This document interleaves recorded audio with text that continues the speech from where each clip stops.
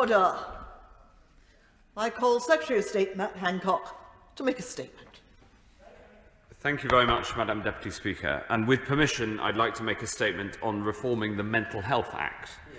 Even amidst the pandemic, I'm enormously grateful for the work that my team and the NHS have done, led by Sir Simon Wesley and Claire Murdoch and my honourable friend, the Minister for Mental Health, to deliver this white paper, which we published today, to bring mental health legislation into the 21st century. We're committed as a government and as a nation to see mental health treated on a par with physical health. We're increasing funding for mental health services to record levels, with £2.3 billion extra each year being invested through the NHS long-term plan, and an immediate £500 million in place to support mental health services with the very significant pressures they're under today. Our mental health services are now helping more people than ever before, and though services are there for the most serious mental illnesses, although these, of course, are under significant pressure. Services are there for better community support through 24/7 crisis services and establishing liaison in A&E, and supporting people to manage their own mental health. Madam Deputy Speaker, this programme of transformation is ambitious, and as we support mental health services now, so we must bring up to date the legislative framework also for the long term. The Mental Health Act was created so people who have severe mental illness and present a risk to themselves or others can be detained and treated for their protection and the protection of those around them. But so much has changed since the Act was put into place nearly 40 years ago. We now understand a lot more about mental health. Public attitudes around mental health have changed significantly for the better, and we now have a better understanding and practice of how we can best support people with learning disabilities and/or autism. We're also concerned by the growing number of people being detained, inequalities among those who are detained, and the length of time that people are spending detained under the Act. So after a generation, we must bring the Mental Health Act into the 21st century. The previous Prime Minister, my right honourable friend, the member for Maidenhead, asked Professor Sir Simon Wesley to lead a review into what a modern Mental Health Act should look like, and I thank her for her work. And I am so grateful to Sir Simon and his vice chairs for their dedication. As I said to the House last year on its publication, the Wesley Review is one of the finest pieces of work on the treatment of mental health that has been done anywhere in the world. I know that the review was welcomed across the House. We committed in our manifesto to deliver the required changes, and I'm grateful to the Prime Minister for his emphatic support. Sir Simon's review compellingly shows that the Mental Health Act does not work as well as it should for patients or for their loved ones, that the Act goes too far in removing people's autonomy and doesn't give people enough control over their care. So, Madam Deputy Speaker, today I'm delighted to set out our full response to the Wesley Review in our White Paper, which, together with my right honourable friend, the Lord Chancellor, we've laid before the House. The White Paper sets out plans for a landmark new Mental Health Act.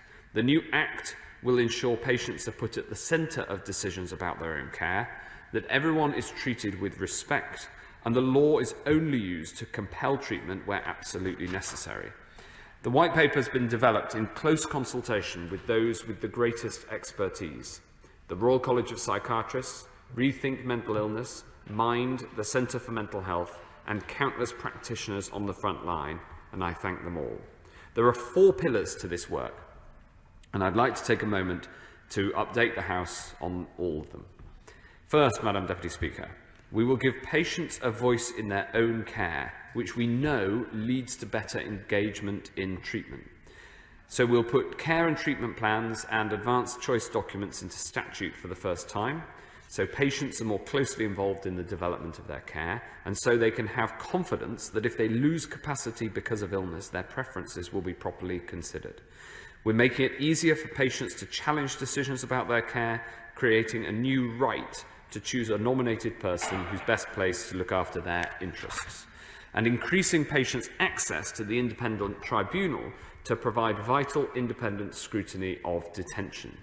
In his report, Sir Simon recommended that one of the best ways to ensure dignified care is to ensure that patients can expect the privacy of their own ensuite room. We've already committed £400 million of funding to deliver this, and we're building new mental health hospitals with 2 schemes already approved and with more to come. Second, Madam Deputy Speaker, we'll address the disparities that currently exist within the application of the Mental Health Act. Black people are currently 4 times more likely to be detained under the Mental Health Act than white people. And black people are 10 times more likely to be placed on a community treatment order. We also know that people from black and minority ethnic backgrounds can often engage with services later, and our plans to enhance patient choice, increase scrutiny of decisions, and improve a patient's right to challenge will help us to improve service provision for all. On top of this, we've already announced our new patient and carer race equality framework as recommended by the review. And we're also developing the use of culturally appropriate advocates so patients from all backgrounds can be supported in making their voice heard. Third, Madam Deputy Speaker, it's important that the Act supports patients within the criminal justice system. We'll make sure that where people in prison require treatment in a mental health hospital, they are transferred in a timely way, and we will support rapid diversion from custody to care where appropriate, so people in our criminal justice system can get the right care in the right place at the right time, while we fulfil our fundamental duty to keep the public safe. Finally, Madam Deputy Speaker, in our manifesto, we committed to improve how people with learning disabilities and autistic people are treated under the Act. Until now, the use of powers in the Act did not distinguish between people with mental illness on the one hand and people with learning disabilities and/or autism on the other. This is wrong. Needs are different, and the law should be different too. This is all part of treating everyone with respect. We therefore propose reforms to limit the scope to detain people under the Act where their needs are due to their learning disability or autism alone. In future, there will be a limit of 28 days for these detentions, which would be used to assess clinical need, and wherever possible, we will work to ensure appropriate support is available in the community rather than in institutional settings. I want to thank Baroness Hollins, Ian Birrell, MenCap and the National Autistic Society for their advocacy and for their support for these reforms. Madam Deputy Speaker, this Act is there for us all, and we want to hear as many views as possible on these plans. So we'll consult widely on this white paper and we'll respond later this year before we bring forward a new mental health bill. I believe that everyone in our society has a contribution to make, and I believe that everyone should be respected for the value that they bring. It is the role of government to support people to reach their potential even at the most difficult of times, and to protect people when they are at their most vulnerable. That is what I believe, and I believe these reforms will help put those values into action and help give patients the dignified treatment that they deserve. I commend this statement and I commend this white paper to the House. Hey everybody, and welcome back to my channel. And today we're going to be talking about the major reform of the Mental Health Act, and it was discussed in UK Parliament yesterday, which was the 13th of January, by the Department of Health and the Secretary of State Matt Hancock. It says the major reform of the Mental Health Act will empower individuals to have more control over their treatment. The reforms will deliver clarity between mental and physical health services and put patients' views at the centre of their own care. This plan will tackle mental health inequalities, including detention of Black and Asian and minority ethnic communities, the use of the Act to detain people with learning disabilities and/or autism, and to improve care for patients within the criminal justice system. A package of reforms has been set out in a wide-ranging reform, the Mental Health Act White Paper, which is going to be built on the recommendations by Sir Simon Wesley's independent review in the Mental Health Act in 2018. At the heart of the proposed reforms to the Mental Health Act is a greater choice for patients in a mental health clinic, ensuring the power is used in a less restrictive way, that the care that they receive they need to help them recover and make sure they're treated as the individual that they are. So Health and Social Care Secretary Matt Hancock said he wants to ensure that our health service is a service that works for all, yet the Mental Health Act is now over 40 years old. We need to bring it into the 21st century. I couldn't agree more with that statement. I think that statement is absolutely right. So what is he doing to plan to reform the Mental Health Act, you may ask? In 2017, the government asked for an independent review of the Mental Health Act 1983 to look at how it had been used and to suggest ways to improve it. The review's final report said that the Mental Health Act does not always work well as it should for the patients, their families or carers. The government has said the government are now proposing a wide range of changes to rebalance the Mental Health Act to put patients at the centre of their own decisions about their own care and to ensure that everybody is treated equally with dignity and respect. So what are the changes that they're planning to make? The changes are based on 4 principles that have been developed with people with lived experience of mental health issues. They include choice and autonomy, ensuring service users' choices are respected, that having the least restriction, ensuring that the mental health powers are used in the least restrictive way, therapeutic benefits, ensuring patients are supported to get better so they can be discharged, the person as an individual, ensuring that patients are viewed as unique and treated as the person that they are and not the medical condition. So, what is the scope of this white mental health paper? The current Mental Health Act applies both in England and Wales.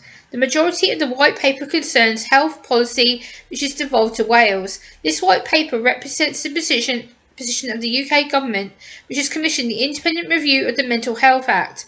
Given that the Act has application both form in England and Wales, the findings of this review and proposals are set out in the white paper will need to be considered in the contract of how the Act is currently operating, alongside legislation and mental health services currently already in force.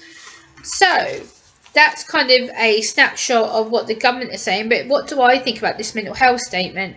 So what do I think about the statement made by Matt Hancock, the Secretary of State for the White Paper? He has said that mental health is to be treated the same as physical health. Mental health services are working with more people than ever before. So much has changed now of those with learning disabilities and or autism. The mental health system does not work. It takes away human rights and appropriate treatment that is not often given. We need to give patients a voice and give them a voice in their own care and their own treatment plans, increasingly access to independent tribunal services. The Mental Health Act is not easily accessible or easily understood by people with mental health, learning disabilities and or autism. Matt Hancock is making this speech very important. I agree with him that it needs to be different for each person with a learning disability, mental health issue or autism. I agree we should be treated in the same way with dignity and respect. It is important that people are at the heart of the legislation. We need to act quick and we need to act now and make sure that the service users are at the forefront of everything. Service users, of course, need better involvement in their own care and treatment. I also agree that the mental health system is under too much pressure to support people with learning disabilities and or autism.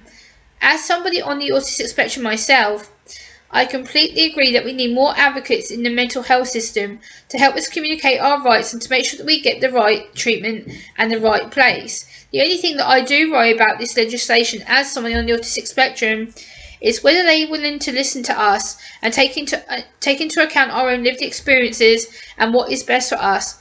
I also agree with mental health inpatient units. This is never an appropriate place for people with a learning disability, mental health issue or autism unless it is severely necessary or it is a last resort to put them in here due to their own mental health or their mental health well-being.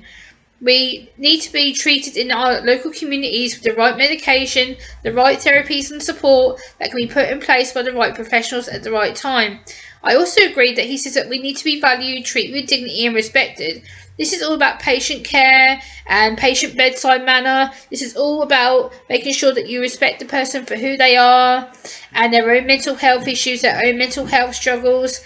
We need to be respected and involved in this policy. This policy is fantastic. I support it. I think it's an excellent thing to come out in the media yesterday. I think that the politicians are finally starting to understand what it's like for us to live with a mental health condition.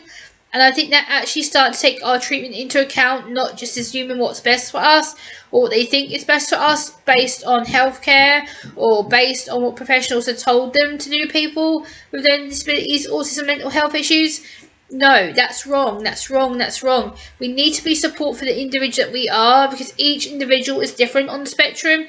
Each individual with a learning disability, each individual with autism is different, because we're all on a spectrum. We all have different needs, abilities. We all have different ways of coping. We all have ways of adjusting to a situation.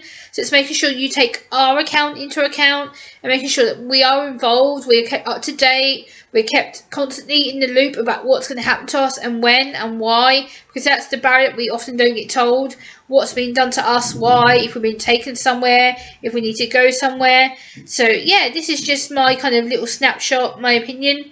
So let me know what you do agree with me or don't agree with me down in my comments down below. I'll also attach the video clips and website links in the video description down below. And I'll see you on the next video. Bye guys!